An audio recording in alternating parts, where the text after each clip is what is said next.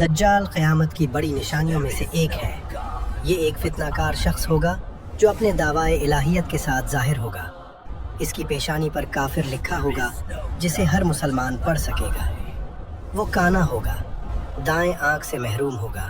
اس کی آنکھ پھولی ہوئی ہوگی جیسے شفاف شیشہ یا ابھرا ہوا انگور۔ اس کے ساتھ جنت اور دوزخ کا نمونہ ہوگا، لیکن اس کی جنت در حقیقت دوزخ ہوگی اور اس کی دوزخ جنت ہوگی۔ آسمان سے بارش برسانے، زمین سے رویدگی پیدا کرنے کا دعویٰ کرے گا، مردوں کو زندہ کرنے کا دھوکہ دے گا۔ در حقیقت یہ شیطانی احوال ہوں گے۔ وہ لوگوں کو اپنی معبودیت پر ایمان لانے کی دعوت دے گا۔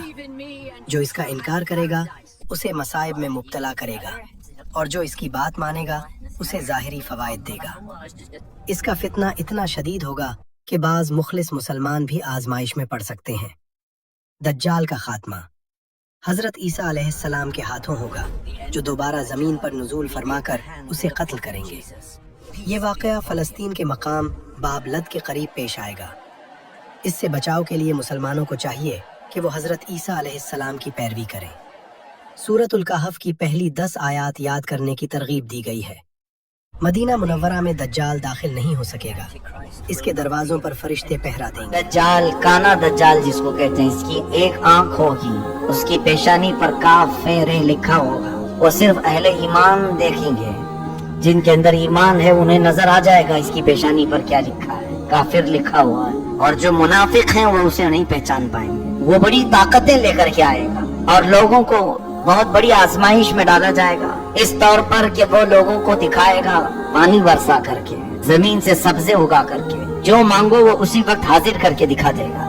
سونا چاہیے وہ حاضر ہے، چاندی چاہیے وہ حاضر ہے۔ تو لوگوں سے وہ کہے گا کہ میں تمہارا خدا ہوں جس کی تم عبادت کرتے تھے، میں اتر پڑا ہوں۔ تو جو اسے مان لے گا تو وہ کافر و مرتد ہو جائے گا، اور جو نہیں مانے گا اسے وہ سخت سزائیں دے گا، یہاں تک کہ تیل کو گرمائے گا اور مومنوں کو اس میں ڈالے گا کھولتے ہوئے تیل کا ظہور ہوگا۔ تو اس وقت مسلمان اور عیسائی ایک بہت بڑی جنگ سے فارغ ہوں گے۔ اس وقت یہ موجود ہے، حضرت عبداللہ بن مسعود سے روایت ہے، تو انہوں نے اس جنگ کے بارے میں کہا تھا کہ وہ اتنی بڑی جنگ ہوگی کہ جیتنے کے بعد بھی کوئی خوشی نہیں منائے گا، کیونکہ اگر کسی کے 10 بیٹے ہوئے تو 9 تو شہید ہو چکے ہوں گے، تو اس کی فتح بھی کوئی خوشی نہیں ہوگی، لیکن وہ بہت بڑی جنگ ہوگی۔ اور اس کے بعد پھر جیسے ہی دجال کا ظہور ہوگا، ظلم عام ہوگا، اور دجال پھر یہ کرے گا کہ وہ پوری دنیا میں چکر کاٹے گا۔ پوری دنیا میں چکر کاٹے گا مطلب ہے کہ وہاں اس کا راج ہونا شروع ہو جائے گا، جہاں جائے گا وہاں پر وہ اس کے ساتھ، آپ نے احادیث میں ہم نے جیسے ڈسکس کیا تھا، اس کے ساتھ جنت جہنم ہوگی، لوگوں کو اپنے ساتھ، جو اس کا فالوور ہوگا اس کو وہ رزق دے گا، جو فالوور نہیں ہوگا اس کو وہ بھوک سے مار دے گا، قحط آ جائے گا اس جگہ پر، بندوں کو مارے گا، زندہ کرے گا، شعبدے بازیاں کرے گا، اور جو کچھ اس کو